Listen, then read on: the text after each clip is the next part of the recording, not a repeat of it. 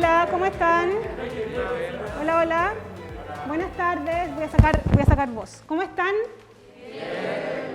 Qué bueno, me alegro mucho. Bueno, ustedes saben, nosotros estuvimos el martes acá. No sé si ustedes estuvieron aquí ese día o estaban en sus salas. En sus salas, bueno. Qué bueno que hoy les toca estar acá. Entonces, venimos con un tema distinto hoy, pero igualmente útil, sobre todo para la especialidad que ustedes están estudiando, que es contabilidad. Estoy aquí hoy día, además de con Cecilia, que también tuvieron la oportunidad de conocerla, con Gustavo Serrano. Él es abogado asociado tributario de Banco Itaú, ¿ya? Y se las sabe todas. Así que, como les dijimos la vez pasada, aprovechen la oportunidad. Él les va a conversar de distintos temas que están obviamente que relacionados con la especialidad de ustedes. Y en esto la invitación es la misma de siempre: poner atención, hacerle todas las preguntas que quieran, ¿ya? Y aprovechar efectivamente que él tiene una experiencia muy larga, ya 11 años trabajando en Banco Itaú, pero además de eso ha trabajado en otros lugares y es especialista tributario. Entonces yo los invito de verdad a poner atención y hacerle las preguntas necesarias. Lo hemos dicho 1000 veces, no hay ninguna pregunta que sea tonta, todo lo contrario, y también les hemos contado que nosotros en las charlas que hemos estado en otros colegios hemos aprendido muchísimo de las preguntas que han hecho compañeros de otros colegios. Así es que adelante, Gustavo, muchas gracias por acompañarnos y todo tuyo. Bueno, buenas tardes. Voy a cometer la curiosidad de sacarse la mascarilla. Me autorizaron, así que así nos entendemos mejor. ¿Cómo están todos? ¿Bien? Bien. Qué bueno.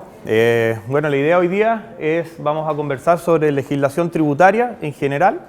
Ya, obviamente esto es un tema que para el tiempo que tenemos en la charla no lo agotaríamos jamás porque es muy extenso, pero nos queremos enfocar en algunos puntos específicos o particulares que creo que pueden ser de interés para poder entender un poco este complejo mundo de los impuestos que está tan de moda ahora.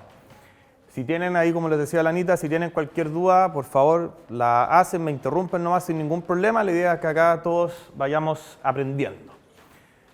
Entonces, esto es los puntos que tenemos preparados. Primero es un tema de los impuestos en Chile en general, como un marco, ¿no es cierto?, que lo explique. Después el cumplimiento respecto al IVA y las boletas de honorario.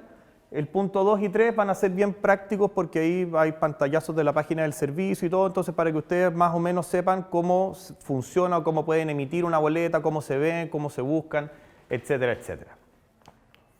Entonces, los impuestos. Esto obviamente no es una definición de impuesto porque ahí ya nos tomaría mucho más rato de la charla hacerlo, pero sí es importante, ¿no es cierto?, saber que durante el ciclo de vida de un contribuyente, seamos nosotros como persona natural, sea una empresa, vamos a tener distintas obligaciones tributarias que cumplir, ¿no es cierto? Nosotros tenemos que declarar nuestros impuestos, pagar nuestros impuestos, etcétera.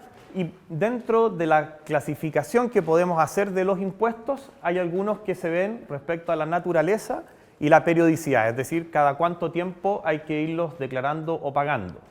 Y esto nos lleva a quizás la definición más clásica de la calificación de impuestos entre directos e indirectos. ¿Ya? ¿Les suena? Nada. Ya. Entonces, los nombres son bastante autoexplicativos, ¿ya? Impuestos directos son aquellos que gravan el patrimonio. Es decir, lo que yo tengo se grava, lo que yo gano se grava con el impuesto. Por ejemplo, el impuesto de primera categoría, que es el que se aplica a las empresas, el de segunda categoría, que es el que se aplica a los trabajadores, el global complementario a las personas naturales y el adicional a las personas extranjeras, sean naturales o jurídicas. Obviamente la distinción entre personas naturales y jurídicas, ahí sí estamos bien, ¿o no? ¿Sí? Así como cabeza rebotando bien. Ya, eso. Y después tenemos los impuestos indirectos, que son obviamente los impuestos que no gravan una renta en particular, sino que gravan el consumo de bienes o servicios en general, por ejemplo, el IVA. El IVA en el fondo es un impuesto, ¿no es cierto?, que grava las ventas o servicios que se presten. Está el impuesto de timbre y estampilla, el impuesto a los combustibles, al tabaco, al azúcar. Los impuestos indirectos entonces son aquellos impuestos que vienen ya en los productos que venden las empresas. O sea, no en todos, pero sí, efectivamente son impuestos que generalmente vienen incorporados. Por ejemplo, yo me compro una tele y en la tele viene obviamente una cantidad de impuestos. Eso sería un impuesto indirecto. Exactamente. ¿Y por qué? Porque no te está gravando a ti directamente en tu patrimonio, sino que lo que tú estás haciendo es que por adquirir ese producto en específico está incorporado un impuesto que después el IVA vamos a ver que se va en una cadena bien larga de créditos y débitos hacia atrás. Entonces, en el fondo, ¿por qué se clasifican o califican entre directos o indirectos? Porque en el fondo directamente te gravan a ti como empresa o persona e indirectamente gravan un producto o servicio. ¿Cachai? Entonces, por ejemplo, lo indirecto del IVA se graban las ventas y los servicios. El impuesto de timbre y estampilla grava ciertos actos jurídicos, por ejemplo, un pagaré, un mutuo, etc.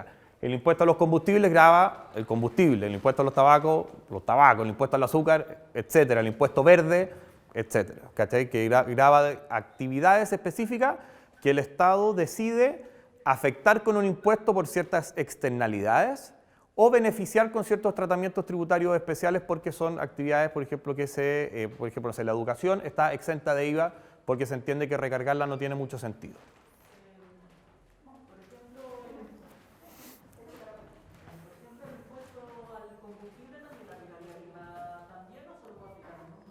Ese se aplican ambos impuestos. El combustible en el fondo es un impuesto un poco más complejo, pero lo que hace básicamente es que te grava por ciertos metros cúbicos de combustible refinado, va aplicando una cierta tasa de impuesto. Okay. Y sobre eso se aplica después el IVA, que el IVA en el fondo se te afecta o te lo aplica quien te vende el combustible a ti finalmente. Entonces en el fondo el impuesto al combustible como que va incorporado a lo que compró el distribuidor y tú cuando después vas a comprar, ese impuesto ya está indexado al costo del combustible. Y después sobre eso te van a aplicar el IVA.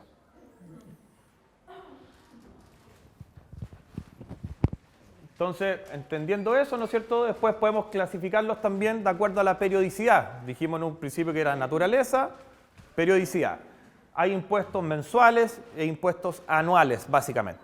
Los impuestos mensuales, ¿no es cierto?, son aquellos que declaramos nosotros todos los meses. Por ejemplo, el impuesto de segunda categoría, cuando el empleador paga los sueldos, ¿no es cierto?, al mes siguiente incorpora dentro de su formulario los montos que van por ese impuesto. El impuesto adicional, por ejemplo, lo que tenemos, no sé, Netflix o Spotify o lo que sea, que va incorporado un impuesto dentro de eso, al mes siguiente se va agravando, eso se va declarando. El IVA, lo mismo, lo que se junta del 1 al 30 se determina, ¿no es cierto? Y al mes siguiente se hace el pago hasta el día 20 en el formulario 29. Y por otro lado tenemos obviamente los impuestos anuales, es decir, aquellos que nos van gravando la actividad hecha entre el 1 de enero y el 31 de diciembre del año tributario respectivo, y entre esos los más clásicos son el impuesto de primera categoría, el que afecta a las empresas, ¿no es cierto?, con una tasa generalmente del 27 o 25%, y el impuesto global complementario, que es el que grava a todas las personas por la suma de las rentas que vayamos obteniendo durante un año. Después pasamos a los regímenes tributarios vigentes. ¿Y qué implica esto? Básicamente, ¿no es cierto?, cuando uno está ejerciendo alguna actividad, uno puede someter esa actividad a distintos regímenes tributarios. No sé si ustedes han escuchado ahora que ha estado bien de moda todo esto, por ejemplo, el régimen ProPyme, el régimen de primera categoría que está semi-integrado ahora, etcétera. Está la renta presunta, que también está bien de moda, y hay otros regímenes. ¿Y qué significa esto? Básicamente que dependiendo del régimen particular que uno escoja o en el que quede para afectar sus actividades con impuestos, ¿no es cierto?, se van a determinar distintas obligaciones. Entonces, por ejemplo, en régimen general, que es el que se le aplica a todas las empresas más grandes, ya, por ejemplo, todas las empresas, las sociedades anónimas, etcétera, están generalmente con este régimen general.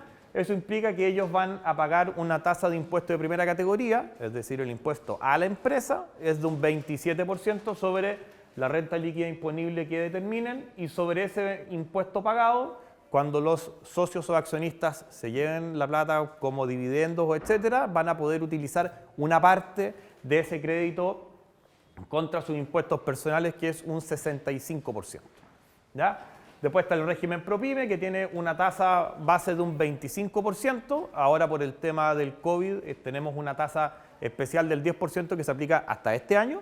Y eso, en el fondo, para estar en ese régimen hay que tener una facturación anual inferior a 75.000 UF, es harta plata, ¿Ya? Y, por ejemplo, dentro de ese régimen también está el de transparencia tributaria, que no nos vamos a referir mucho a eso, pero básicamente implica que pagan directamente los socios y no la empresa.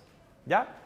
Después está el régimen de renta presunta, que está solo para 3 categorías, que son las mineras, agrícolas y transportes pequeñas, en donde la ley presume una cierta utilidad de acuerdo a distintos criterios. Por ejemplo, en las agrícolas es dependiendo de los inmuebles que tenga, del fondo que explote, ¿no es cierto?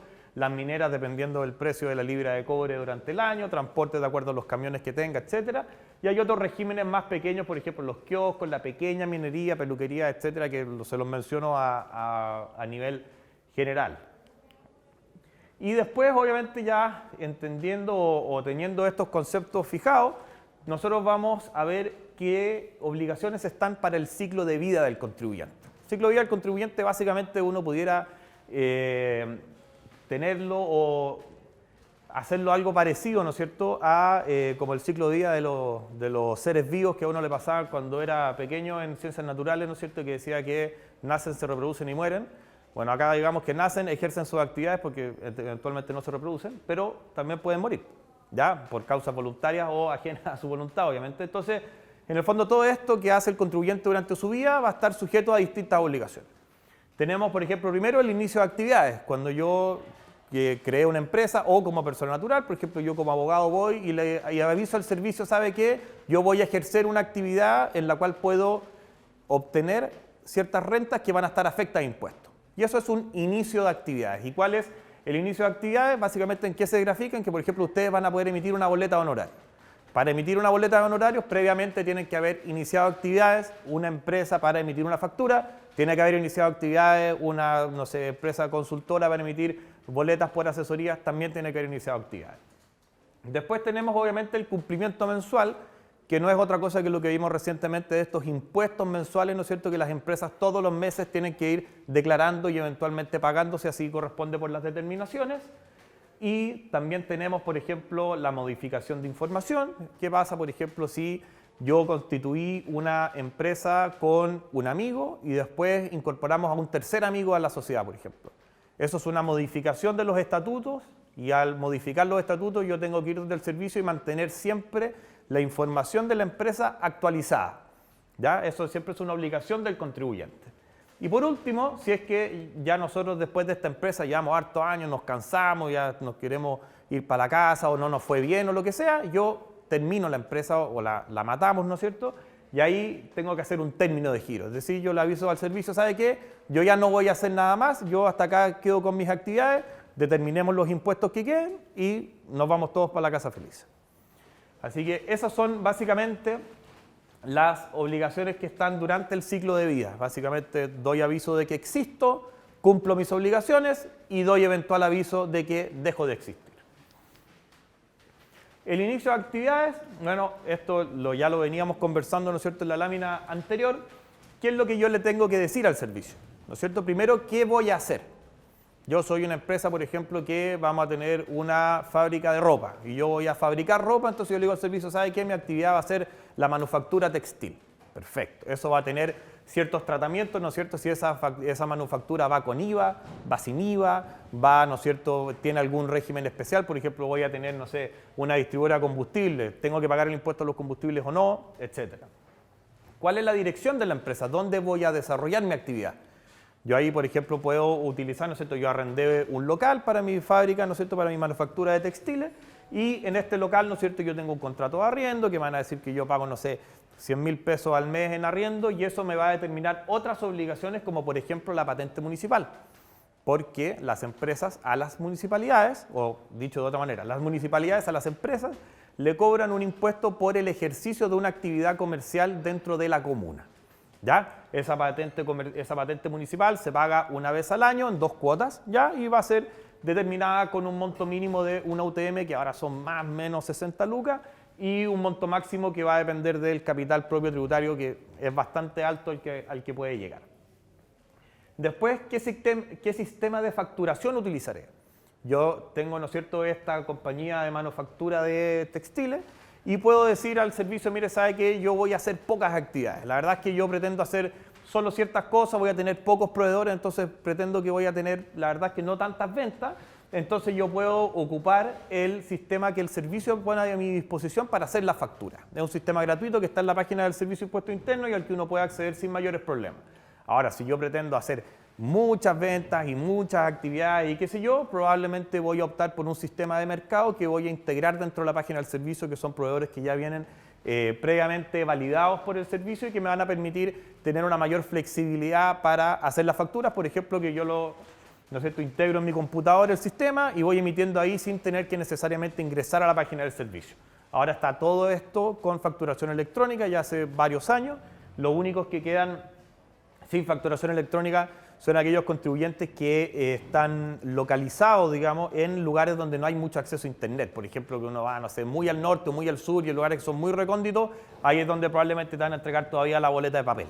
¿Ya? Ahora la mayoría de las empresas ya te entregan la boleta electrónica. Y por último, ¿a qué régimen tributario me voy a someter? ¿No es cierto? Que es lo que hablábamos anteriormente, que existían distintos regímenes tributarios, que existía, ¿no es cierto?, contabilidad completa, existía, ¿no es cierto?, el régimen ProPyme, existía la renta presunta, etcétera. Y ahí yo tengo que decirle al servicio también qué es lo que o a qué régimen yo me voy a acoger. Yo puedo optar, siempre y cuando cumpla con ciertas características, por ejemplo, que el capital social tiene que ser de cierto monto, porque si yo tengo una sociedad con un capital gigantesco, no voy a ser una pyme y por lo tanto tengo que irme al sistema de primera categoría. Acá ya esto es como bien práctico para que ustedes vean cómo es, en el fondo, cómo funciona la página del servicio. Ustedes que van a estar ya en tema, entiendo que están en contabilidad, ¿no es cierto? Entonces, esta página va a ser como su mejor amigo, digamos. O enemigo a veces, porque bueno, pasa varias de las canas que tengo, el poco pelo que me queda se debe a esto, y se tienen que familiarizar con esta cuestión. ¿Ya? Esto es súper importante porque en verdad tecnológicamente el servicio, acá el Servicio de Impuesto Interno es súper bueno. Ya han hecho un montón de inversión y de mejoras en todo lo que es la digitalización de la relación con el contribuyente, así se llama como el plan marco que tiene esto. Entonces, por ejemplo, acá, para el inicio de actividades, ahí, ¿no es cierto?, tenemos donde está marcado con naranjito, dice ruta, inicio de actividades, y el representante legal de la sociedad ingresa con su clave, y haciendo clic ahí le va a pedir la información, por ejemplo, dónde constituyó la empresa, qué es lo que hizo, en qué notaría la constituyó. Si es una de estas, tu empresa en un día se hace automáticamente, por ejemplo. Y ahí, por ejemplo, te dice si tú quieres crear una persona jurídica comercial, ¿no es cierto? Yo puedo poner o elegir que la sociedad fue publicada en el Diario Oficial.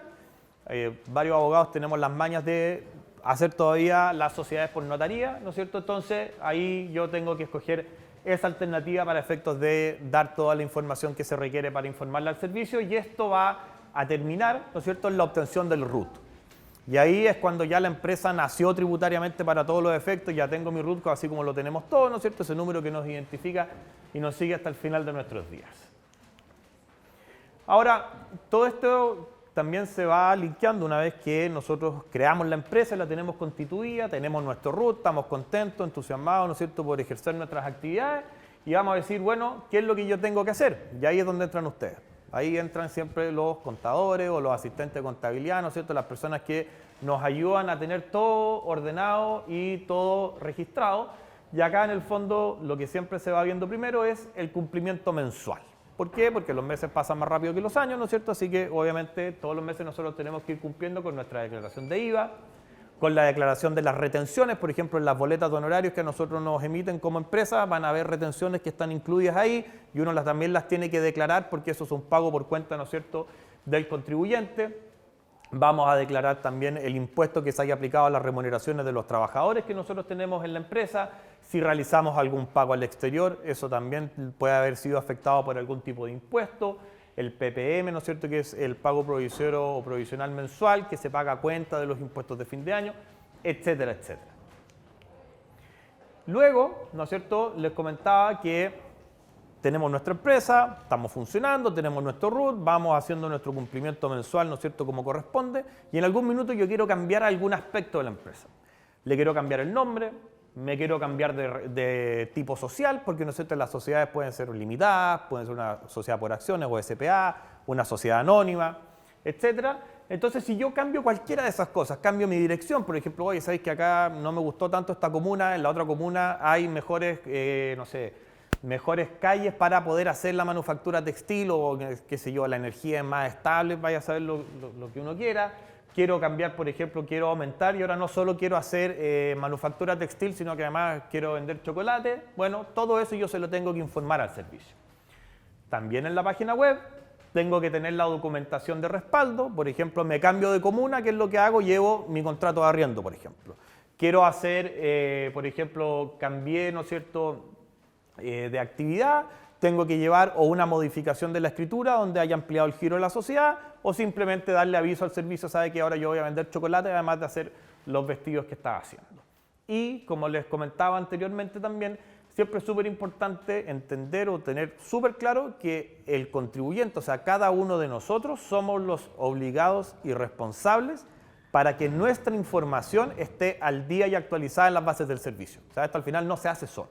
Si nosotros nada decimos, el servicio y el fisco obviamente no tienen cómo enterarse de que nos cambió algo. ¿Ya? Acá, por ejemplo, vamos ahora dentro de esto, ¿no es cierto?, del ciclo de vida que estábamos conversando, ¿no es cierto? Tenemos también todos los bienes o servicios que digan relación con la empresa, ¿no es cierto? Tienen que respaldarse con boletas o facturas, que me imagino que son documentos que todos ustedes han visto en más de alguna oportunidad. Ahora también tenemos, ¿no es cierto?, estos temas de cuando ustedes pagan, por ejemplo, con Redcompra o cualquier cosa, que les sale un voucher, que eso también sirve como boleta. Ahora también ya está ¿cómo se llama?, creada esa opción. Y en la web del servicio, ¿no es cierto?, nosotros pedimos que se nos asignen folios. El folio es el número, ¿no es cierto?, de nuestras facturas, nuestras notas de crédito, nuestra guía de despacho, las notas de débito, etcétera, que es toda la documentación o papelería digital, entre comillas, que nosotros vamos a requerir para que la empresa pueda llevar a cabo sus actividades cumpliendo, ¿no es cierto?, con toda la normativa aplicable. Ahí, por ejemplo, en la página del servicio también, ¿no es cierto?, están servicios online, factura electrónica, boleta de venta y servicio electrónica, y dentro de cada uno de esos menús ustedes van a poder ver, ¿no es cierto?, todas las alternativas que hay. Acá, bueno, eso vamos después con el tema del IVA, vamos a ver un poco más de la factura. Y por último, cuando llega ya el minuto gris de terminar el giro, porque uno ya no quiere fabricar más vestidos, porque le fue mal, porque los chocolates no salieron tan buenos y nos reclamaron mucho, así que ya me quedé sin cliente, yo decido ya, hasta acá llegamos. Y hasta acá llegamos, ¿no es cierto?, dicho de una manera bien coloquial, es, ¿no es cierto?, cuando la empresa le dice al servicio, sabe que yo ya no voy a generar más actividades con este RUT. Básicamente este RUT pasamos al cementerio y hasta acá llegamos. Y obviamente yo le digo al servicio, mire, voy a hacer mi término de giro y ahí se van a aprovechar o se va a tomar esa oportunidad para efectos de determinar si hay alguna obligación tributaria pendiente.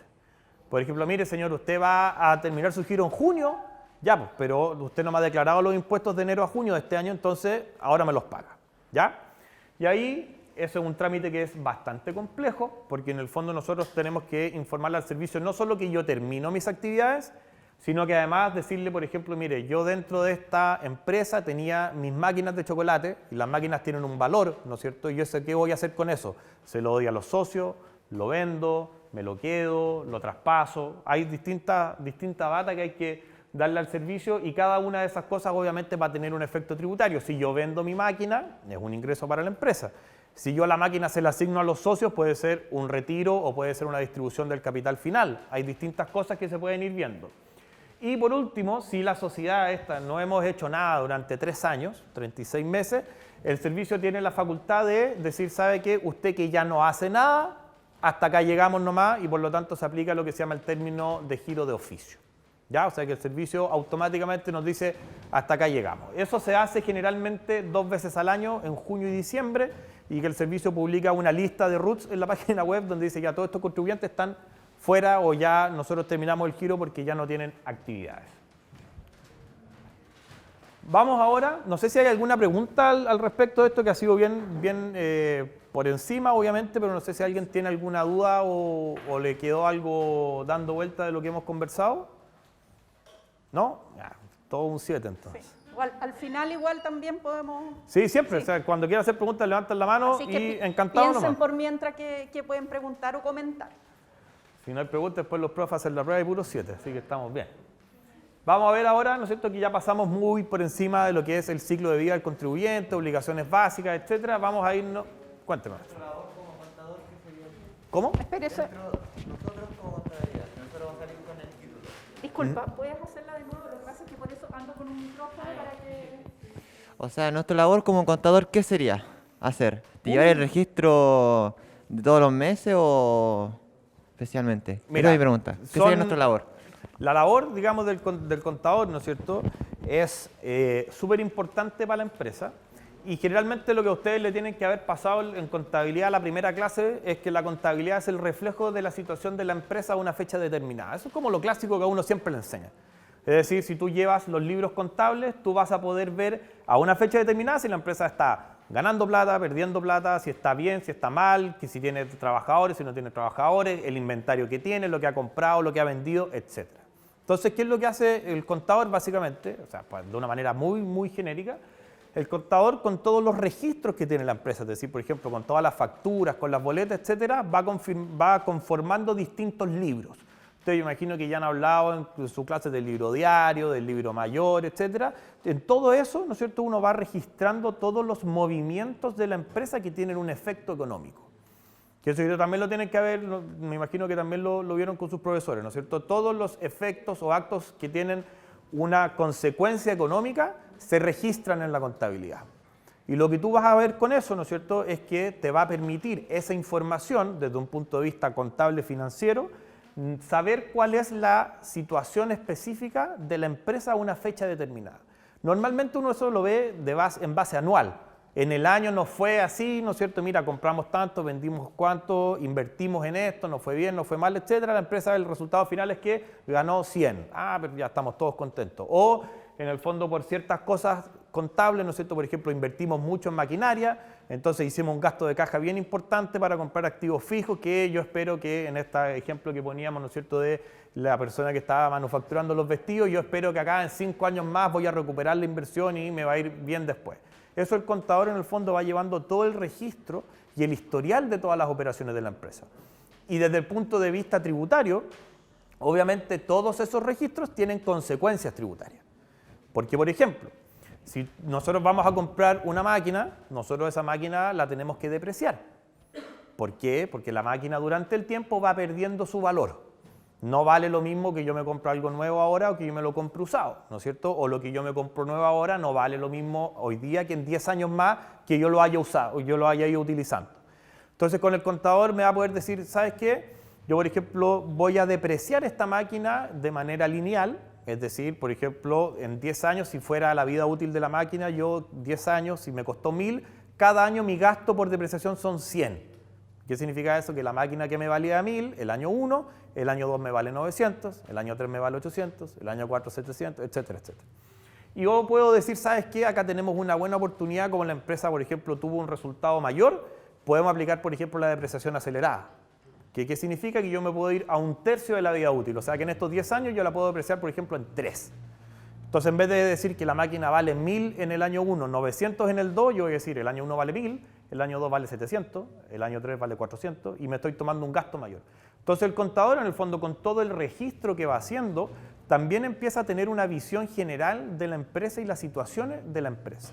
Y ahí empieza a interactuar, obviamente, con las personas que llevan no solo la contabilidad, sino que las finanzas, que es súper importante porque tú llevas una conciliación, por ejemplo, del libro banco, de tus cuentas por cobrar, ¿no es cierto?, de tus cuentas por pagar, etc. Entonces, la labor yo te diría que es tener la foto de la empresa así súper bien sacada y obviamente con eso además el contador es esencial para lo que es el cumplimiento tributario de las obligaciones que habíamos estado viendo antes. Por ejemplo, mira, compramos todo esto, el IVA es tanto, vendimos tanto, entonces el IVA final es X y eso es lo que hay que pagar. Te confeccionan los formularios, te confeccionan los balances, etcétera. Así que la verdad es que tiene una implicancia esencial en todo el ciclo de vida del contribuyente, hasta el término de giro. Un momento. Es que no, que para que quede grabado. Ah, ya. Que las empresas van realizando actividades y nosotros como, bueno, los contadores van registrando todos los diferentes tipos de libros. Pero si no llegara a cuadrar o llegara a haber más pérdida que ganancia, ¿eso igual se debería ir registrando en el Servicio de Impuestos Internos?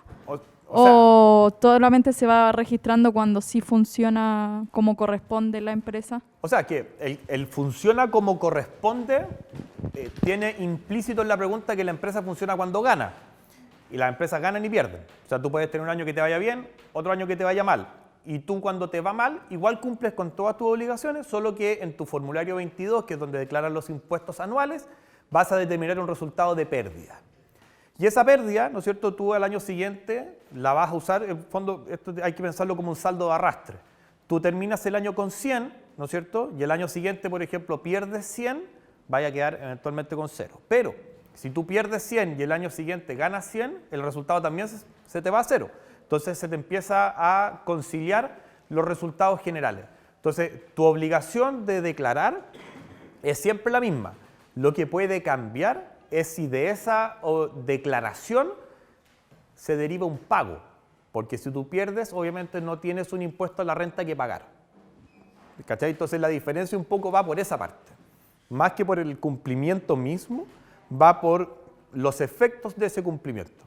Es decir, si yo declaré la empresa con pérdida, no voy a tener que pagar impuesto de primera categoría porque no tuve renta, ¿no es cierto? Y es algo que pareciera ser bastante obvio, pero efectivamente es importante tenerlo claro. Y que la empresa, en el fondo, gane o pierda, siempre las obligaciones mensuales y todo se tienen que ir cumpliendo. Ahora, obviamente va a llegar un punto en que si la empresa empieza a perder todos los años, va a llegar un momento en que los socios accionistas van a decir, ya hasta acá llegamos nomás y hasta luego, porque nadie, en el fondo tú tienes que pensar que toda la pérdida de la empresa termina siendo una pérdida del capital de trabajo que se pone, del patrimonio que ponen los socios accionistas dentro de la empresa.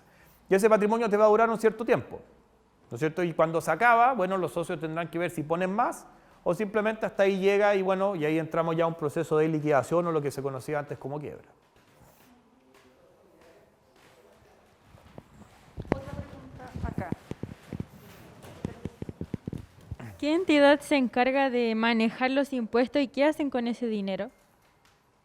Espera, no te escuché bien. ¿Qué entidad se encarga de manejar los impuestos, o sea, cómo recibirlo y qué hacen con ese dinero? Esa pregunta, podemos estar ya acá, apagamos la presentación y conversamos toda la tarde. Mira, la entidad recaudadora es la tesorería, ¿ya? La Tesorería General de la República es la entidad que se encarga de recaudar los impuestos. Hay una cuenta, ¿no es cierto?, que se llama cuenta única fiscal, donde uno deposita o transfiere todos los impuestos que paga durante el año. Esos impuestos generalmente, el Servicio de Impuestos Internos ayuda en el proceso de cobro y recaudación, pero eso no va a ninguna cuenta de impuestos internos, sino que va todo a la tesorería. ¿Ya? Eso como idea general. Es decir, cuando uno ve la tesorería es como la gran caja de la nación. ¿Ya? Ahora, los impuestos tienen hasta ahora una particularidad que de acuerdo a la Constitución, que es una cosa que nadie sabe qué es lo que va a pasar, ¿no es cierto?, los impuestos no pueden tener un destino o afectación específica. ¿Qué significa eso? Que yo no puedo tener como fisco una cuenta para decir este impuesto me paga educación, este impuesto me paga salud, este impuesto me paga carreteras, este impuesto me paga justicia, da lo mismo. Todo entra a una gran cuenta. ¿Y qué se hace con esa cuenta? Que el Congreso y el presidente con los proyectos de presupuesto anual de la Nación consideran todos estos ingresos como impuestos y lo van destinando a distintas actividades. ¿Ya? Entonces, en el fondo lo que uno siempre ve con los impuestos es que es la manera en que todos los ciudadanos contribuimos, por eso nos llamamos contribuyentes para efectos tributarios, ¿no es cierto? Todos contribuimos de acuerdo a nuestras capacidades para financiar las actividades generales del Estado. Por ejemplo, si todo bien público que tengas, por ejemplo, se va a pagar generalmente con impuestos. Tú vas a pagar la educación pública, vas a pagar la salud pública, vas a pagar los sueldos de los parlamentarios, vas a pagar los sueldos de todos los funcionarios públicos que están, vas a pagar los carabineros, vas a pagar, no sé, las carreteras o los caminos, vas a pagar las plazas, todo eso. Bueno, obviamente las plazas, los caminos también se meten un poco en las municipalidades con otro tipo de tributos, pero en una idea general eso es. Al final es todo lo que nosotros pagamos para poder estar, ¿no es cierto?, para vivir en sociedad y de una buena manera entre todos. Pero lo que recauda, tesorería, y en qué se usan, en un montón de cosas. Entonces, por eso también es súper importante que nosotros como contribuyentes seamos exigentes con las autoridades, porque lo que están utilizando al final son los recursos de todos. Cuando uno habla de este concepto tan etéreo, ¿no es cierto?, que son los recursos fiscales, en verdad los recursos fiscales es la suma de todo lo que nosotros pagamos. O sea, ustedes cuando compran un pan pagan IVA. Ustedes cuando se compran unos zapatos pagan IVA. Ustedes cuando emiten una boleta van a pagar una retención. Sus papás cuando trabajan van a cobrarles, ¿no es cierto?, una parte de impuesto de su remuneración. Entonces todos, en el fondo, en la medida que seamos bien conscientes de eso, que al final somos nosotros, todos nosotros los que financiamos la actividad fiscal en distintas capacidades y en distintas contribuciones, porque yo no voy a contribuir lo mismo que contribuye Luxich, obviamente, ¿no es cierto?, pero en el fondo todos tenemos una responsabilidad también de exigir que esos recursos sean utilizados de buena manera. Que eso también es algo súper importante y por eso la actividad que hacemos nosotros como dedicados al área tributaria es súper relevante, porque en el fondo son los recursos de los que dispone el Estado para cumplir con sus fines, con los fines que nosotros como ciudadanos le mandatamos. Entonces, sin la recaudación del IVA, ¿sería imposible cubrir todos los gastos que tienen? ¿Sin IVA? Ajá. El IVA, por ejemplo, y eso es una de las grandes discusiones que existe, ¿ya? Acá me meto como en otra arena, pero creo que igual es interesante porque está muy de moda. Ahora ustedes no sé si saben que está, por parte del gobierno, se está proponiendo una nueva reforma tributaria, que están estos llamados diálogos sociales, que se están haciendo, ¿no es cierto?, con distintas entidades que participan dentro de la matriz productiva, por llamarlo de alguna manera. Y el IVA en general, que es una de las críticas que se le hace al sistema tributario chileno, es que el IVA tiene un peso recaudatorio muy grande. En Chile, más o menos, casi el 50% de la recaudación fiscal proviene del IVA. Y el otro 50% de impuestos personales, impuestos a la renta de las empresas, impuestos de timbre estampilla, impuestos al tabaco, todos los demás impuestos que vimos. Entonces, si tu pregunta es, ¿sin el IVA podríamos estar como estamos ahora? No hay manera, porque en el fondo es el 50% de la recaudación. Si nosotros perdemos eso, hay que sacarlo por otro lado. Acá hay que ver siempre que esto es una ecuación que hay que mantener como una especie de equilibrio, ¿no es cierto?, con los recursos que se tengan. ¿Y cuál es la gracia del IVA en particular? Es que es un impuesto muy fácil de fiscalizar, porque el IVA en el fondo está siempre en la factura. Y nosotros todos vamos declarando mensualmente, ¿no es cierto?, todo el IVA, tanto los que compramos como los que venden. Entonces hay una trazabilidad de este impuesto que es mucho más fácil y para el fisco se le hace mucho más sencillo fiscalizar y recaudar por esta manera. Y además que es un impuesto que se va obviamente recaudando de manera mensual, etcétera, etcétera.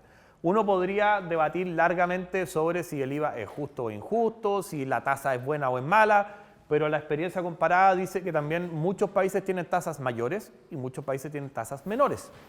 Entonces también el IVA, claro, ahora es un 19%, hay otros países que lo tienen en 22, en 20, hay otros que lo tienen en 7, otros que lo tienen en 10. La verdad es que es imposible llegar a una tasa como que uno diga ya, esta es la tasa, porque obviamente cada país también tiene realidades distintas. Pero entonces, en el fondo, a tu pregunta, el IVA es súper importante y actualmente pesa mucho en la recaudación anual fiscal. Quizás demasiado, dicen algunos, y que por eso es parte de lo que quieren hacer con la reforma tributaria, de bajarle un poquito el peso a ese impuesto en particular. Acá hay otra. ¿El IVA siempre va a ser el 19% o eso puede cambiar, ese porcentaje? Todo puede cambiar. Lo que uno ha aprendido en esto es que esto es como levantarse en la mañana. Uno nunca sabe qué te va a tocar. Es como la caja de chocolate de Forrest Gump. A lo mejor es una película muy vieja para ustedes, pero como que cuando ¿no la han visto? Y ahora sí que me siento anciana. Ya, sí, ahora me retiro indignado. No, bueno, pero básicamente Forrest Gump, ¿no es cierto?, es una película de Tom Hanks de los 90, buenísima, se lo recomiendo. Y Forrest Gump le dan una caja de chocolate, esta caja como de bombones surtidos. Y él dice que la vida es como una caja de chocolates que tú nunca sabes lo que te va a tocar. Con los impuestos es básicamente lo mismo.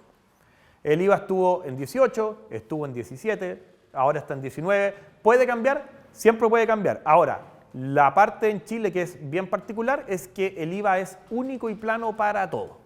Todo lo que tiene IVA tiene un IVA de 19. No hay IVA más bajo para algunos servicios, nada. O sea, es una tasa única y plana.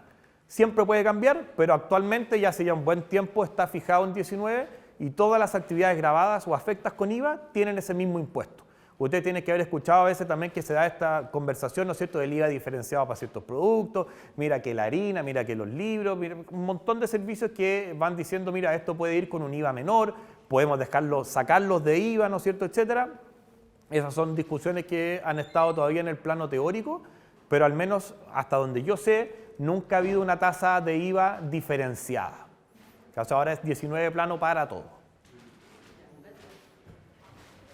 Voy. ¿En qué condiciones podría llegar a cambiar el IVA? ¿En qué condiciones puede?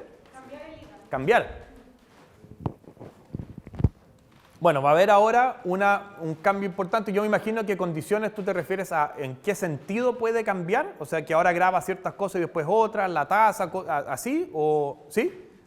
O sea, ¿ahí va tu pregunta? Sí. Ya, mira. El IVA obviamente es un impuesto que afecta a las ventas y servicios en general. Las ventas y servicios están definidas por la ley y la misma ley te va dando distintas actividades que están especialmente afectadas o que siendo una venta o servicio están exentas. Por ejemplo, la educación es un servicio y está especialmente exenta de IVA para no recargarle el precio. La atención que te hace un médico también está exenta de IVA.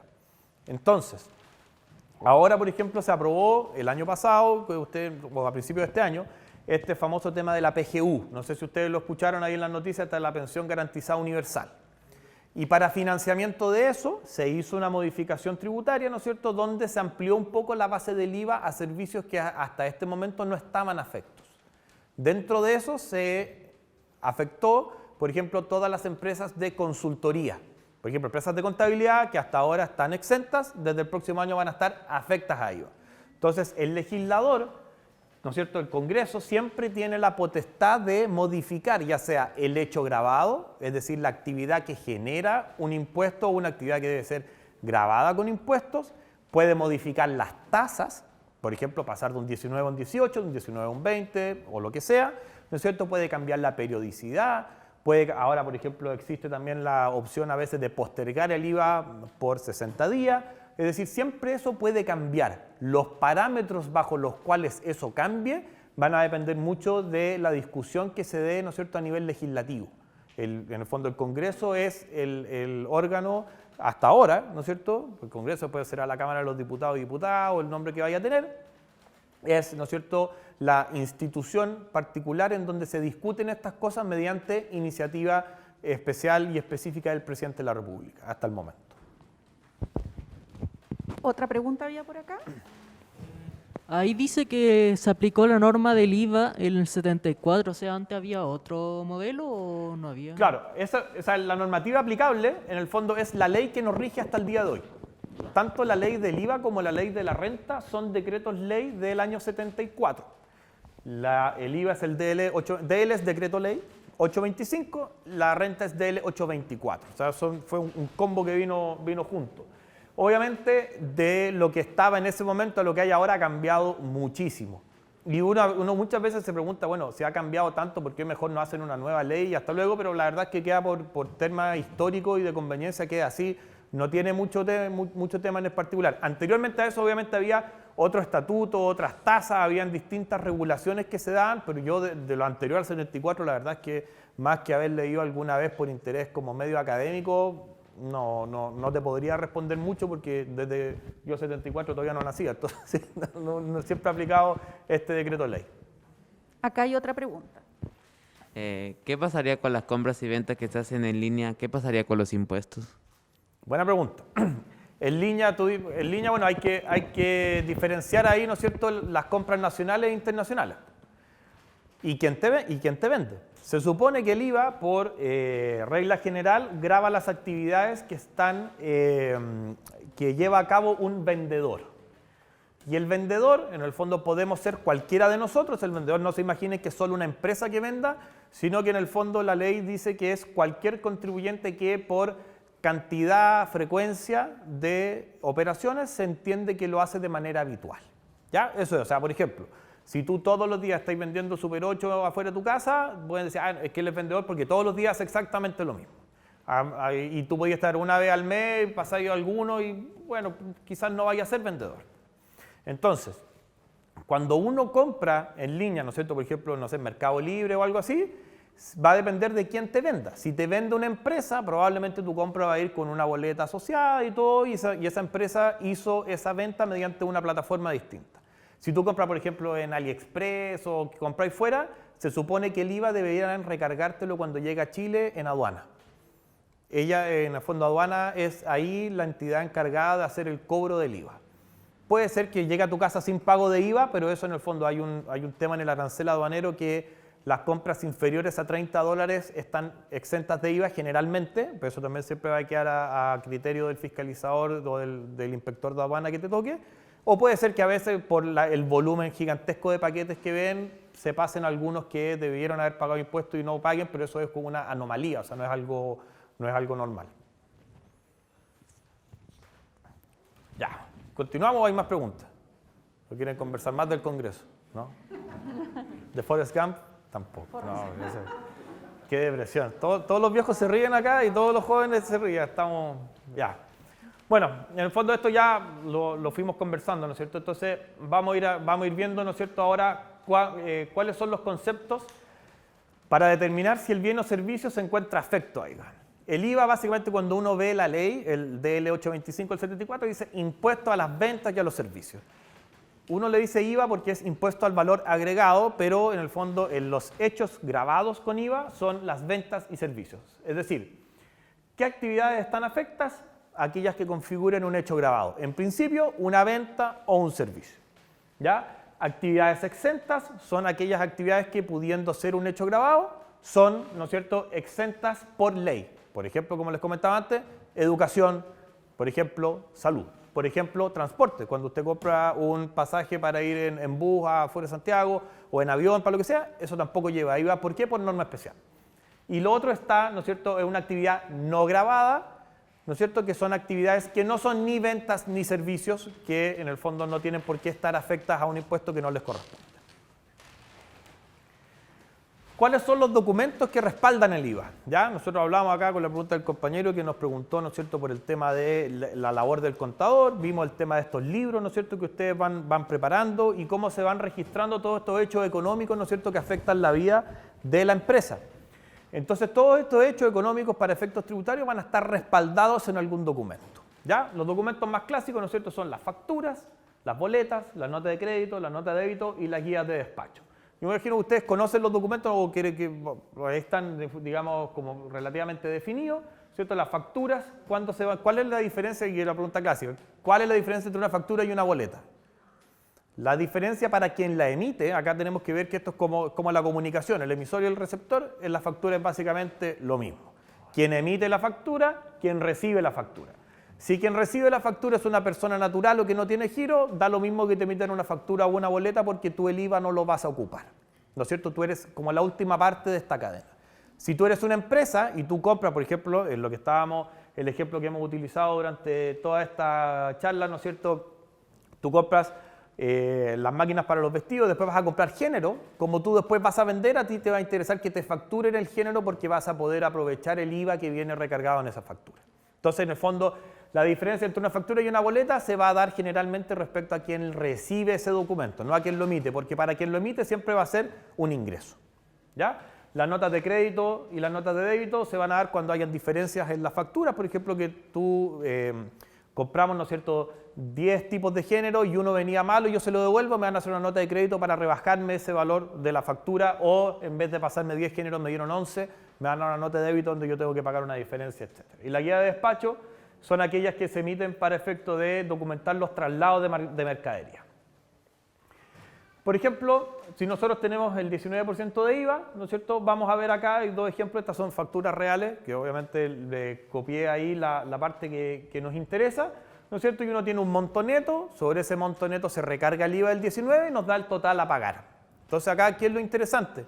Que nosotros vemos, ¿no es cierto?, que en este total a pagar, que es el total que va a salir de nuestra caja, hablando ya en términos más contables, de nuestra caja yo la voy a, ¿no es cierto?, voy a hacer un abono por 179.778, ¿no es cierto?, y después voy a hacer un cargo en la cuenta de, por ejemplo, género, que habíamos estado conversando.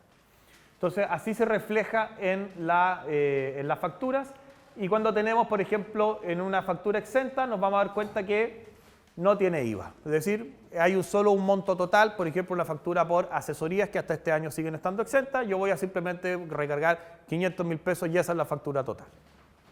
A nivel de caja, el ingreso es lo que va a marcar, ¿no es cierto?, el monto total. Ahora, el IVA, ¿cómo funciona? Yo no sé si ustedes tienen algún conocimiento de cómo funciona el IVA en general. ¿Saben lo que es un crédito fiscal y un débito fiscal? ¿Conocen esos términos? ¿Sí? Ya, perfecto. Entonces, básicamente el crédito fiscal es la suma de todo lo que yo compro y el débito fiscal es la suma de todo lo que yo vendo. ¿Y qué es lo que yo hago yo a final de mes con mi formulario 29? Yo digo, compré más o vendí más y de acuerdo a eso voy a tener que pagar IVA o no pagar IVA, ¿no es cierto? Y tener un remanente de crédito para el mes siguiente. Por lo mismo, de manera sencilla podemos decir que si nuestros créditos fiscales son mayores a los débitos, dicho de otra manera, si yo compré más que lo que vendí, no voy a pagar IVA al mes siguiente. ¿Qué pasa con mi remanente? Lo voy traspasando de mes a mes, hasta que lo consuma. Y por otro lado, si mis débitos fiscales son mayores a los créditos, es decir, si yo vendí más vestidos que lo que compré, voy a tener que pagar IVA por esa diferencia. ¿Ya?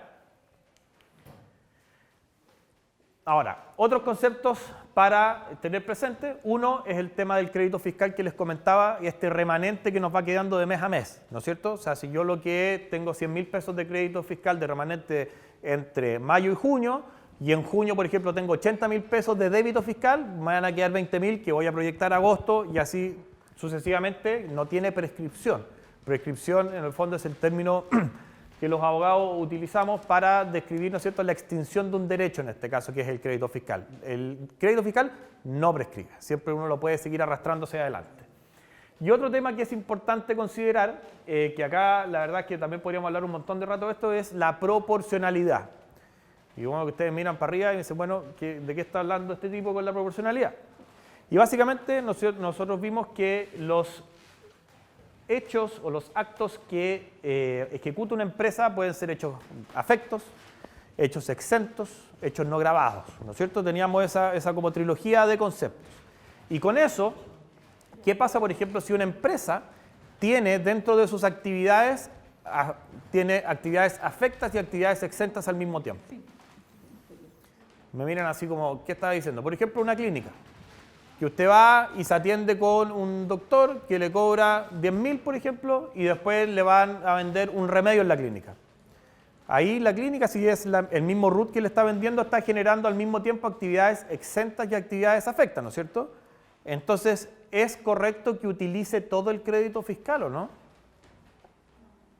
No. ¿Por qué? Porque ahí se aplica una proporcionalidad.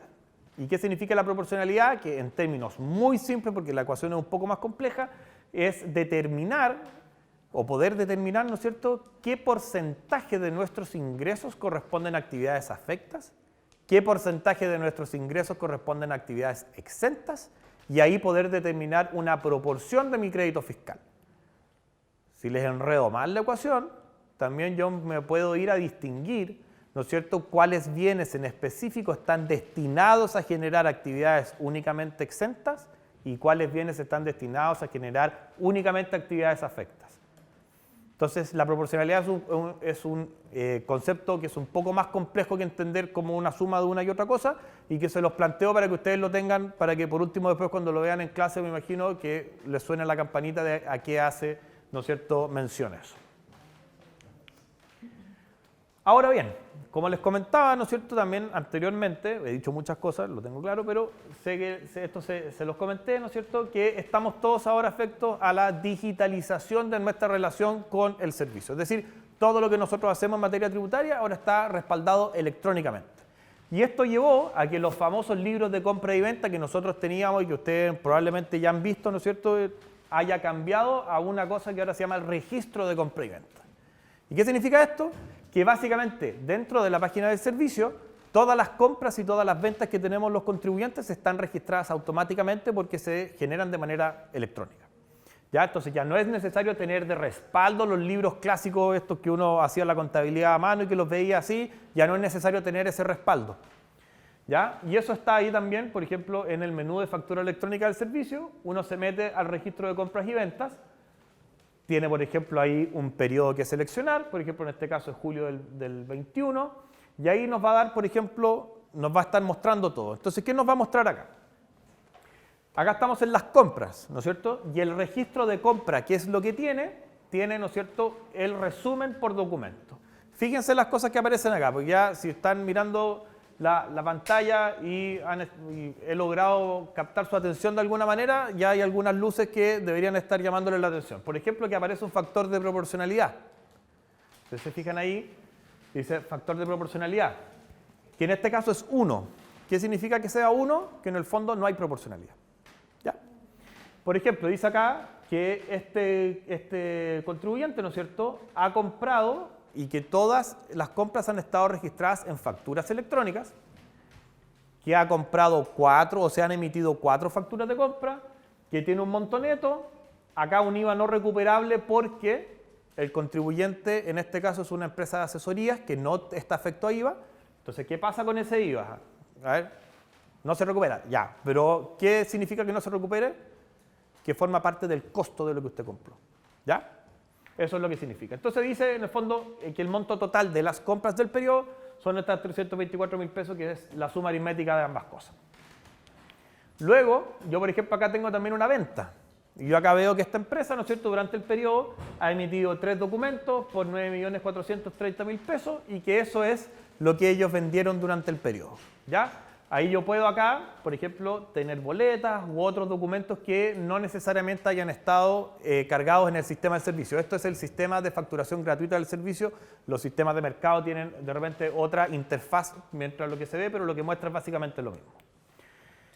Después, obviamente, que esto es lo que les decía antes. Y luego de eso, ¿no es cierto?, yo voy a tener que ir a cumplir con mi obligación de declarar el IVA, que eso es el formulario 29. Ese número como que uno siempre lo tiene muy presente. El formulario 29, y eso está también en la página del servicio, impuestos mensuales, declaración mensual, declaro el IVA, ¿no es cierto?, elijo el mes que voy a declarar. Acuérdense que esto se hace por mes vencido, es decir, yo en julio declaro lo de junio, en mayo declaro lo de abril, etcétera, etcétera. Y una vez que ingreso al sistema, ¿no es cierto?, el registro de compras y ventas va a dar la base o va a consistir en la base mediante la cual el servicio va a realizar el cálculo del IVA. Entonces, ¿qué nos va a decir el servicio? Mire, de acuerdo a la información que yo tengo en mis sistemas, otra luz prendida, nosotros somos los obligados de mantener esa información actualizada, ¿no es cierto? Yo determino que usted va a cumplir con estos impuestos. El IVA es 100, los honorarios que usted pagó fueron tanto, entonces la retención es X, etcétera, etcétera.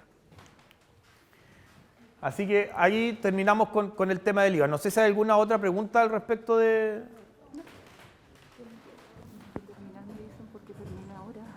Ya. Ah, ya, ya. Bueno, ahí con la boleta de honorario, entonces, porque tenemos, parece que estamos un poquito apurados, entonces la boleta de honorario, bueno, vamos a ver básicamente, esto va a ser un poco más rápido, ¿no es cierto? ¿En qué nos fijamos? A quién se le emite la boleta, el monto que acordamos de la boleta, y esto se los planteo así porque en el fondo cuando ustedes vayan a prestar un servicio son cosas súper importantes para tener en consideración. Caso 1, yo le emito una boleta a una empresa. Ustedes van a hacer una boleta de contabilidad a la empresa Juanito S.p.A. ¿Ya? Ustedes inician, ¿no es cierto?, van a su sesión del servicio, esta página que tanto nos gusta, boleta honorario electrónica, emisor por contribuyente. El receptor de la boleta va a retener el PPM, ¿no es cierto? ¿Por qué? Porque cuando uno le emite una factura a una empresa, la empresa siempre es la obligada de retener, siempre, eso nunca se olvida. Ustedes van a llenar ahí obviamente los datos, ¿no es cierto?, de lo que van a hacer, y después van a estar acá, ¿no es cierto?, de cómo ustedes acordaron ese honorario. Porque ustedes, me imagino que también han escuchado hablar de la diferencia entre un monto bruto y un monto líquido. El monto líquido es lo que a usted le llega al bolsillo, el monto bruto es el monto total que van a pagar, el monto que sale de caja. Entonces, por ejemplo, acá vamos a decir, ¿no es cierto?, que son 100 lucas que nosotros consideramos o que eran nuestro servicio, ese es el costo de la empresa, y a mí me van a llegar 87.750 porque el resto es lo que se va a ir a pagar de pago provisional, ¿no es cierto?, con un 12.25 que es la tasa actual. Ahora, en el caso 2, ¿no es cierto?, yo le digo a la persona, oye, ¿sabes qué? Yo te voy a cobrar 100.000 líquidos, ¿ya? Entonces, ¿qué hago con mi boleta? Yo hago una operación aritmética que es súper sencilla, que en el fondo divido el monto que yo pacté, que son las 100 lucas, por 1 menos la tasa. Es decir, acá 0,8775 y eso me va a dar 113.960, que cuando ustedes ven que le hacen el descuento de los honorarios, le dan los 100.000 líquidos, ¿ya? Caso 3, le emitimos a la persona natural, es lo mismo, lo único que acaba de cambiar es que el contribuyente emisor, es decir, ustedes son los obligados de declarar ese impuesto, ¿ya? Mismo caso anterior. Y acá también, por ejemplo, yo digo que le voy a pagar, que le voy a cobrar bruto 100.000, mi boleta va a salir solo por 100.000.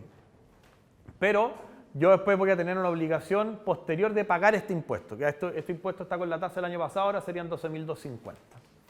Y si yo digo también que le voy a cobrar bruto, ¿no es cierto? Mi boleta va a salir por el mismo monto que vimos en la boleta anterior, ¿no es cierto? De 113.960, pero yo voy a estar obligado al mes siguiente de pagar esos 13.960, yo los tengo que pagar como emisor. ¿Cómo se hace el pago? Formulario 29 también, ¿no es cierto? Dentro de los 20 primeros días del mes siguiente, nuestra página querida, impuestos mensuales, declaración mensual, declarar IVA, se elige el mes y después se acepta y se paga. ¿Ya? Eso es una obligación de ustedes. Las retenciones, bueno, no, hasta ahí vamos a quedar.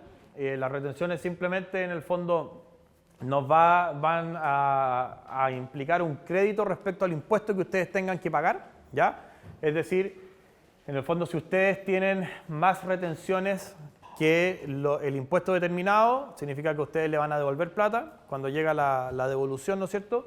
O si ustedes tienen menos retenciones que el impuesto determinado, van a tener que pagar la diferencia.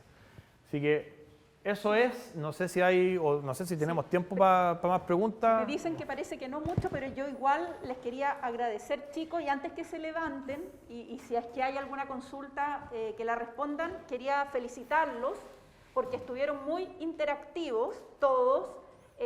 Incluso yo dije, chuta, son tercero medio, ayer, el otro día fueron cuarto y estuvieron con muchas menos preguntas, pero ustedes los quería felicitar especialmente.